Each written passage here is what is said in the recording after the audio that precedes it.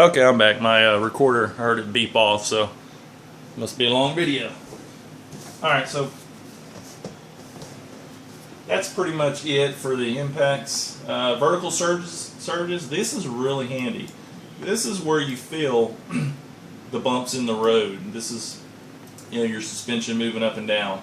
The rear suspension textures and bumps and stuff, and I wish they had a little bit better instructions on this stuff, because the community is pretty much telling us a lot. They have some instructions in SimVibe of what option does what, but it doesn't go in depth with it yet. And hopefully in the future they'll have that. But I think of suspension bumps, whether it's front and rear, as off-road. Once you get off on the off-road, that's when those start really coming in. Hitting curbing, that's off the track, right? Road texture, if you had that on, it doesn't matter if you're on road, off road, you're going to be feeling it through that. So if you want to just be lazy and didn't want to have individual setups, or let's say you're just running one butt kicker.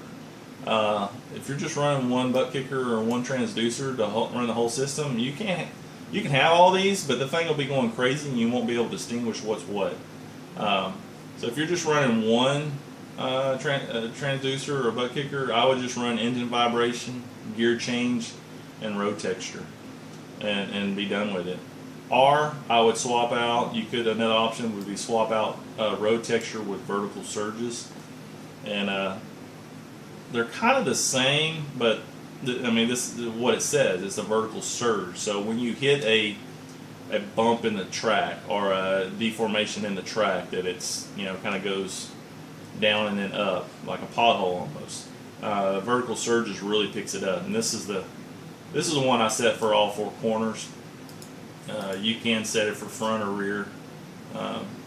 So if you did, you could run two of these basically, which might be a pretty optimal setup. You run vertical surges for just the front and vertical surges just for the rear. Right now I'm having it to hit all four because you're running so fast over the track that it picks them up pretty quick. But I might experiment with that now, just to see if there's any big difference. But that's about it. Just running through on the Sim Xperence setup that I have. I'm just going to close this R factor right here and close that, and this is all of them there, right? So they tell you in the video, you can scroll through them like this. You can show all sim setups, or you can switch just to your iRacing ones, or your R factor, or F1, or whatever. So let's say show all. The control center, this has all of them. So this is something I experimented with. A good idea. It's going to load up iRacing. Obviously, if you have iRacing, it's going to load that one up, right? These other ones you have to load up separately, and it'll detect it as long as you have the game in there. But iRacing will load up, and it'll pretty much be like any car. Now you can click on each one of these under basic settings here, and you can change this name to be anything you want. But what I do is when I run through a good setup, like I'm running the Cadillac Global Challenge Series right now in iRacing, and I'm running the Caddy. It's pretty much the same as the Corvette, the Mustang. They're all about the same feel, right? Same engine, pretty close to the same engine vibrations and stuff, but close enough to fool your brain anyway. So I got the one dialed in real good, the Cadillac, and then I went ahead and tested it with the others just to see, if it kind of hit the marks real good, and it did. So, but when you run across one, you're like, oh, this is a good setup. Go ahead and hit, instead of new or delete, or just in case if you hit delete, you're going to lose it, right? But hit duplicate, and it's going to give you the same one, but the duplicate of it. And then of course you can click here and rename it whatever you want. What I did was put any car in a V8 with a V8, and it was kind of my good go-to. But if you don't want it, hit delete. Also, another thing to do to save these is I created a directory out there, and on my drive, and SimVibe save setups, and so this is where I save them all.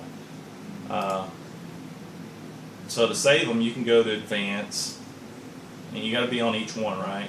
I don't know if you can multi-click. You might be able to hit Shift and multi-click. Nope, you can't. All right, so you go to that one, hit Advanced, Export, and to install in drive file.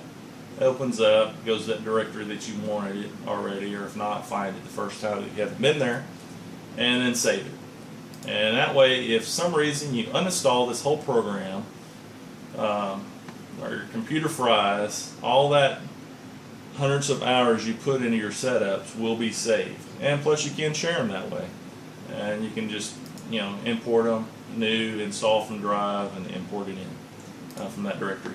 So I grabbed some imports off of someone on the forums there, and tried theirs out, and I liked them. It was for McLaren, and I think Barry was his name. But he's the one that kind of clued me in on splitting up the setups, having multiple setups for the same thing, for like front suspension, rear suspension, and stuff. And didn't really think about it, but it works really well. So thanks, Barry. But anyway, and he has actually a really good write-up of everything too. Plug that too for him, and it's on the, where is it at? I think it's on the iRacing website. Maybe. I'll have to, let me see. See, where's it at? Bookmarks. Bear with me. Send doc. Yeah, here it is. How to tune. I have it saved off myself, but if you want it, hit me up in the comments, and I'll add you a link to it. I'll find it and add a link to it for you. So anyway, the create new any cars and stuff, that's all you do, just like you saw me do. I'll have one, I'll tune it one car out the way I think I like it, and I may go back and change it over and over until I get it just right.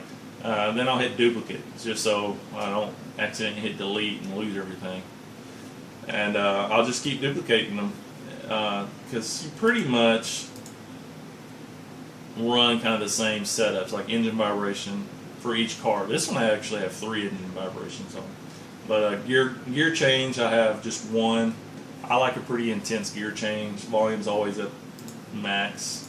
But in tone, tone depends on the car. I'll go from 20 to 40.